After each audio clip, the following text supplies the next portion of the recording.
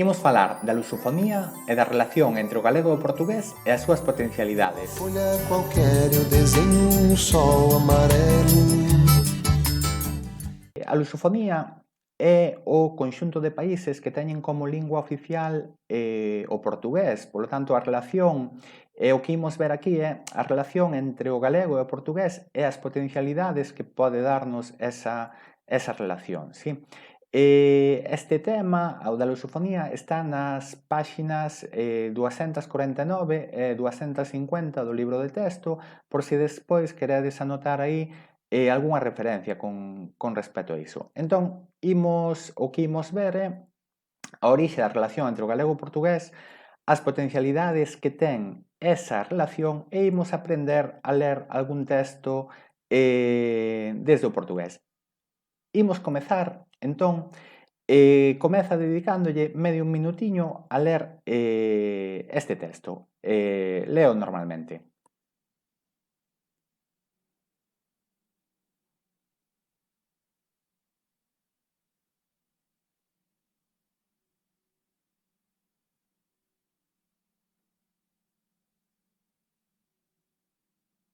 Que tal? É un texto sen maior complicación, non?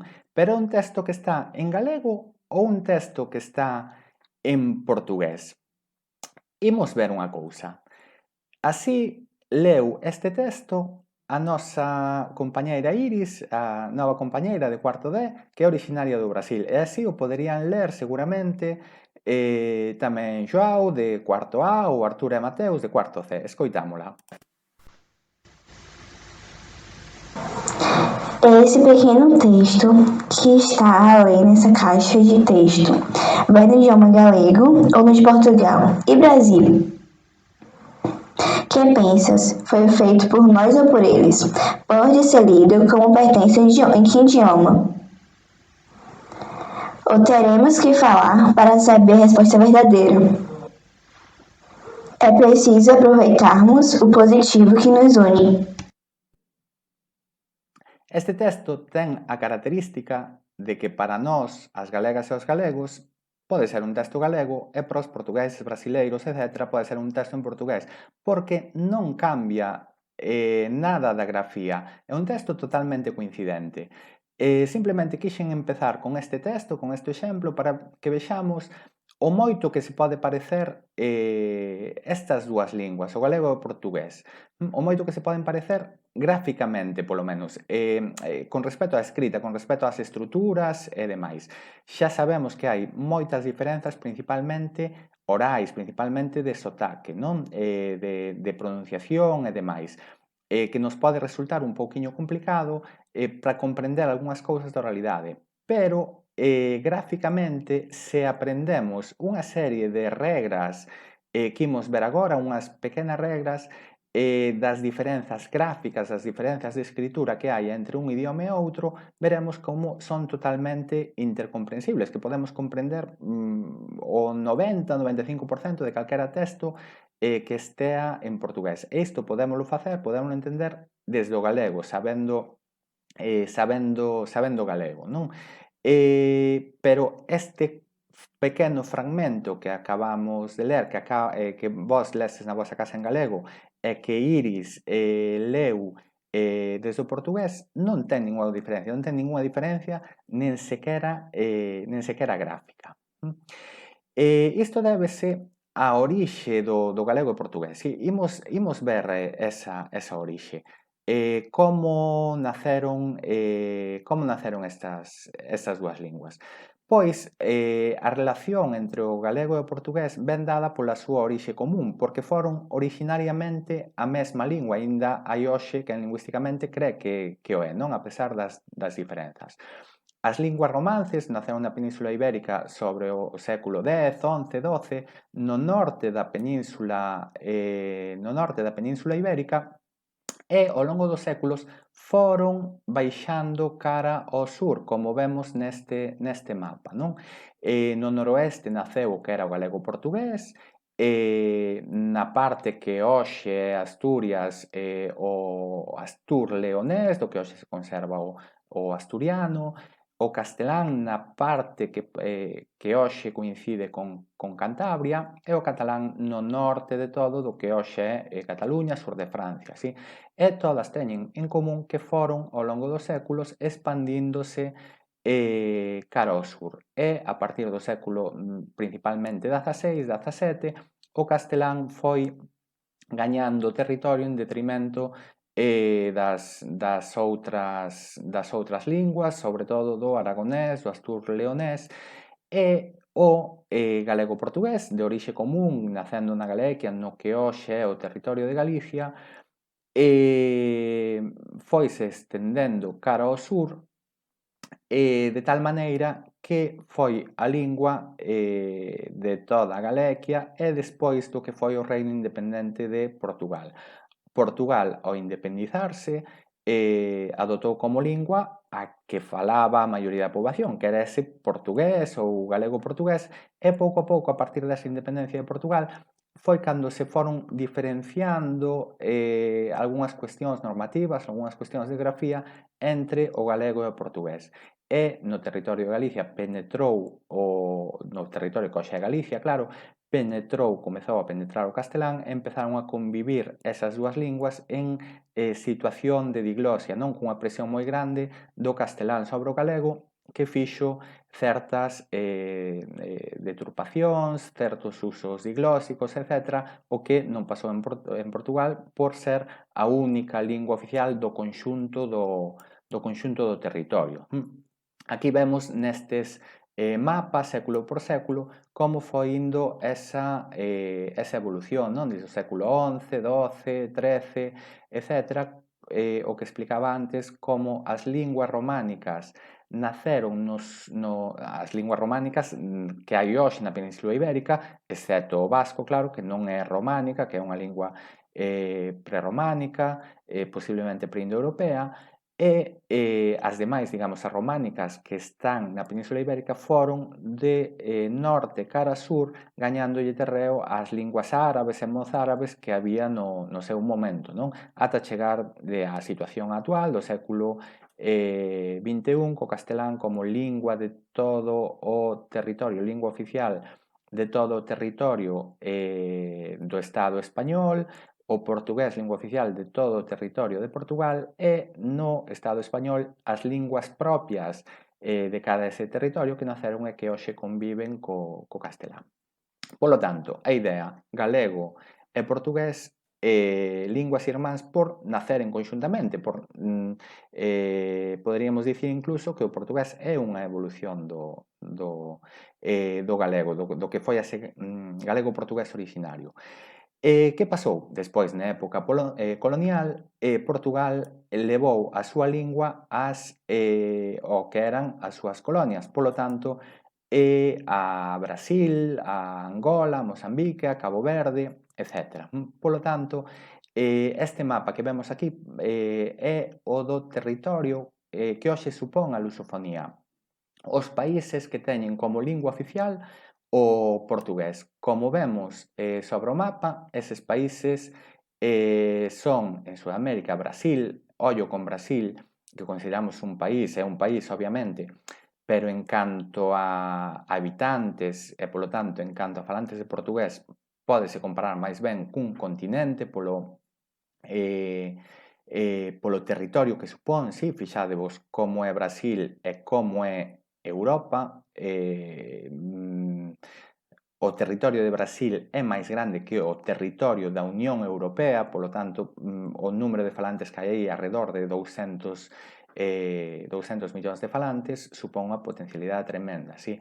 Outros territorios nos que é oficial o portugués están en África, como son Cabo Verde, que son estas illas que están aquí, Guinea-Bissau, São Tomé e Príncipe, Angola, Mozambique e tamén algúns territorios en Asia, como é o pequeno territorio de Macao na China, ou en Oceanía, como é Timor-Leste. Polo tanto, o portugués está extendido por todo o mundo con alrededor de 250 millóns de falantes. Aquí temos algúns datos sobre o portugués no mundo. Non? É considerada en número de falantes a sexta ou sétima lingua máis falada do mundo, con eses arredor de 200, 250 millóns de falantes. En internet ten unha presenza maior aínda, é a quinta lingua máis empregada en internet, nas redes sociais aínda máis. Nas redes sociais é a terceira lingua máis empregada en redes como Facebook, Twitter ou Instagram. Nós o que imos intentar ver aquí é aprender unhas regras para aproveitar esta potencialidade, para vermos como podemos entender todo iso que se escribe en portugués, sexa nas redes sociais ou en libros, en literatura, en traducións literarias, no que sexa, ou cando vayamos de viaxe a Portugal ou ao Brasil ou a Angola ou a Cabo Verde ou onde vayamos, que poidamos comprender con máis facilidade polo menos o que está escrito, non? Entón, imos aprender a ler desde o portugués nos minutiños. Como digo, recoméndovos collede agora papel e bolígrafo para ir anotando estas regras e despois poder facer algunha pequena práctica. Comezamos. Cando en portugués se escribe LH, sí? LH, en portugués esta letra chamase H, cando se escribe LH, nós podémoslo ler como se fose elle. Polo tanto, isto que pon aquí, lémolo coello, isto que pon aquí, lémolo toalla. Onde en portugués pon NH, nós lémolo como se fora ñ. Polo tanto, isto que pon aquí é miña e isto que pon aquí lémolo como camiño. Hai en portugués moitas palabras rematadas en M, pois nós poderémola ler como se remataran en N normalmente. Polo tanto, aquí lemos un e aquí lemos delfín. Outra característica que temos que ter en conta é que a grafía do portugués é moito máis etimolóxica que a do galego. E coincide en moi boa parte esta letra que temos aquí, o iota, chamamos de iota en galego, xota en portugués, coa grafía do castelán, pero, ollo, non se lea como en castelán, lese moito máis parecido ao noso xe, sí? Ao noso xe. Polo tanto, nós podemos ler directamente onde en portugués pon isto de aquí escrito con iota, con xota portugués, e nós lémolo como se fora o noso xe. Lemos hoxe, e aquí lemos xoia, sí? Hoxe, xoia. E como dicía, a grafía etimolóxica do portugués dá en diferenciar entre o xe, en portugués isto é xe, para nós gue, entre o gue e o iota, non? Igual que en castelán, pero non na lectura, non na diferenza de lectura. Entón, nós aquí podemos ler exactamente igual que se fora o noso xe. Aquí lemos xigante e aquí lemos xeral. Xigante, xeral. Un dos trazos máis característicos do portugués é o C con cedilla, C con cedilla ou C cedillado, que é esta letra de aquí, que tamén hai noutras linguas como no catalán, verdade? Todos vimos algunha vez escrito o nome do equipo de fútbol como Barça. Pois en portugués lese prácticamente igual, non? Moi parecido ao noso S ou unha sibilante así parecido, como pode ser o de Barça. No galego estándar, digamos, se non temos seseo, esta letra podémola ler como o noso Z, non? É equivalente ao noso Z. Polo tanto, se vemos escrito isto así, P-A, C con cedilla e O, lemos pazo, e aquí lemos abrazo. Vale? Pazo, abrazo. En portugués hai moitas máis sibilantes, sí? Onde nós temos dúas sibilantes, ou en algúns territorios máis, pero dúas sibilantes, portugués hai máis, pero nós podémoslo simplificar sen diferenciar eses xordos e eses sonoros, e, polo tanto, se vemos escrito o duplo S, nós podémoslo ler simplemente como se fora un S. Polo tanto, aquí lemos pasar e aquí lemos tose. Isto é un dos, igual que o C cedillado, é un dos trazos máis característicos do portugués que máis nos poden chamar a atención. Esta terminación en AO con este símbolo de aquí arriba. Isto chamase tilde nasalidade. Indica que esta vogal é nasal, que é como se levase unha consoante nasal semellante a unha consoante nasal aí no medio, non? Consoante nasal é N ou M, non? Pero é unha vogal nasalizada. Polo tanto, lese en portugués sería algo así como camión ou alemán, pero nós podémoslo simplificar, ler en on e an, sí? Digamos, para simplificalo, o que estamos facendo é intentando desde o galego ler o portugués. Non estamos aprendendo portugués aquí exactamente, sí? Non estamos aprendendo unha lingua en 10 minutos, non. Pero polo menos, digamos, ver esas semellanzas, ver esas potencialidades e ver que desde o galego podemos ler con facilidade e comprender un texto en portugués. Polo tanto, onde en portugués está escrito este A, O, coa, tilde de nasalidade, podemos ler en on. Aquí camión e aquí alemán, sí? Camión, alemán. É exactamente o mesmo co plural en AES, co tilde de nasalidade, onde en portugués se escribe así, nós podemos simplificalo, lelo en alemáns. Alemáns. Aquí mesturamos xa, por exemplo, o C con cedilla, o C con cedilla, non? Que lemos antes, de zon coa terminación en oes, e lemos corazóns. En portugués, perdón de novo, en portugués sería algo así como corazóns, corazóns, co O de nasalidade, C cedilla, nós podemos simplificalo en corazóns. Ou, ao exemplo que vimos antes, o de oes, co O, co tilde de nasalidade, en ons. Por lo tanto, onde vemos oes co tilde de nasalidade, lemos ons. Camións, corazóns.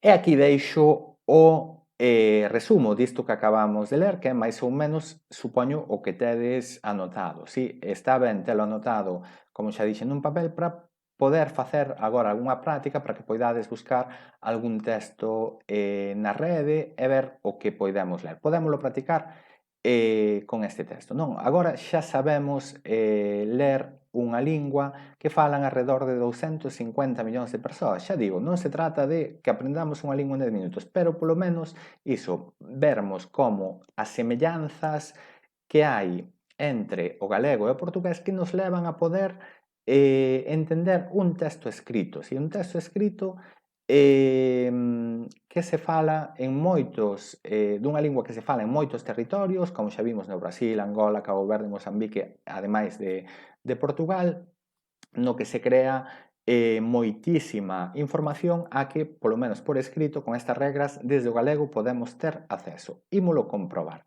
Si podemos practicar con este texto. Idevos fixando e na columna que temos aquí, coa columna que temos nesta parte, co que anotastes, podemos ir aplicando estas regras.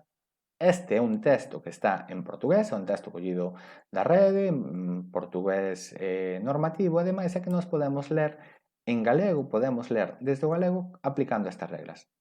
Ide lendo, vou non ler eu tamén, e veremos como é totalmente fácil. Pode ser que haxa algún termo concreto que non entendamos, iso é frecuente, pero o grosso do texto ímolo ler e entender perfectamente. Leo. As mudanzas do tempo. Ana está lendo un libro sobre os diferentes tipos de climas que existen no planeta. Ela percebeu que o clima non é o mesmo en todos os lugares. En países de Europa, por exemplo, é moito común que haxa neve no inverno. No Brasil, a neve é un fenómeno raro. Somente na rexión sur do país, onde o clima é moito máis frío do que nas rexións, que noutras rexións, é posíbel que neve. Na África, há un calor moito forte. Existen lugares que son desertos e nesas áreas a auga costuma ser escasa, pois chove moito pouco. No Brasil, as estacións primavera, verán, outono e inverno costuman ser bastante definidas, ou sexa, en cada unha delas o clima costuma se comportar de unha forma propia. Que tal? Entendemos prácticamente todo, sí, vemos que, ademais desas grafías, hai algunha pequena diferenza, como que en portugués sempre se di moito en vez de moi, ou algunha forma distinta, pero o grosso podémolo entender perfectamente. Pois esta é a potencialidade que desde o galego podemos aproveitar para comprendermos esta lingua. Pois o que aprendemos podemos aproveitalo para descubrir por aí unha chea de música, de audiovisual, de literatura, de información, que agora iso co que aprendemos podemos ir descubrindo por aquí. Deixo-vos algunhas ligazóns ou algúns nomes para que se queredes podades buscar algo de música en internet. Todas esas cancións que vos deixo por aquí teñen a letra para comprender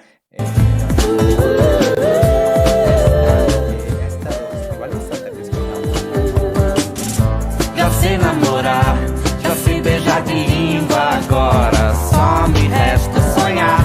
Já sei onde ir, já sei onde ficar, agora só me falta sair. Não tenho paciência pra televisão, eu não sou audiência para a solidão. Eu sou de ninguém, eu sou de todo mundo e todo mundo me quer bem. Eu sou de ninguém, eu sou de todo mundo e todo mundo. Ou tamén esta de Toquiño, Acuarela, da que hai moitas versións, mas esta é a original de Toquiño. Numa folha qualquer eu desenho um sol amarelo, e com 5 ou 6 retas é fácil fazer um castelo. Com o lápis em torno da mão e me dou uma luva, e se faço chover com 2 riscos tem um guarda-chuva. Se um pinguinho de tinta cai num pedacinho azul do papel, num instante imagino uma linda gaivota voar no céu.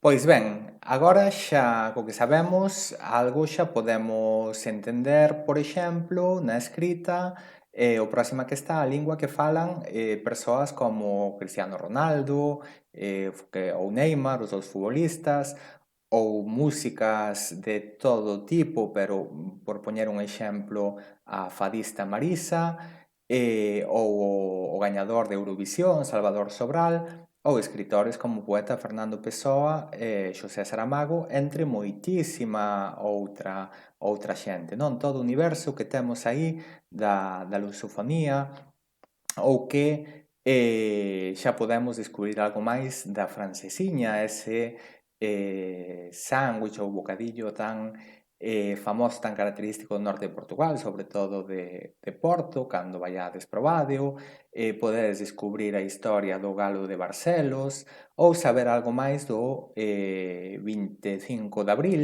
que é o Día de Portugal, o día que se conmemora a Revolución dos Cravos. A Revolución dos Cravos foi cando o pobo portugués botou abaixo a ditadura, que foi un 25 de abril de 1974, por iso agora o Día de Portugal, a festa principal de Portugal é ese día, o 25 de abril, a Revolución dos Cravos. Os cravos son os craveis que simbolizaron esa loita pacífica do pobo. Pois agardo que este tema da lusofonía vos fose de interese, que vos servise para coñecer algo máis desa desa relación entre o galego e o portugués, esa similitude, esas linguas irmáns que algúns consideran incluso a mesma lingua, con dúas variantes, porque originariamente, lingüísticamente, así é, dúas variedades da mesma lingua, e, polo tanto, graciñas, moito obrigado, e deixovos cunha canción tamén coa letra da cantante brasileira Julia B.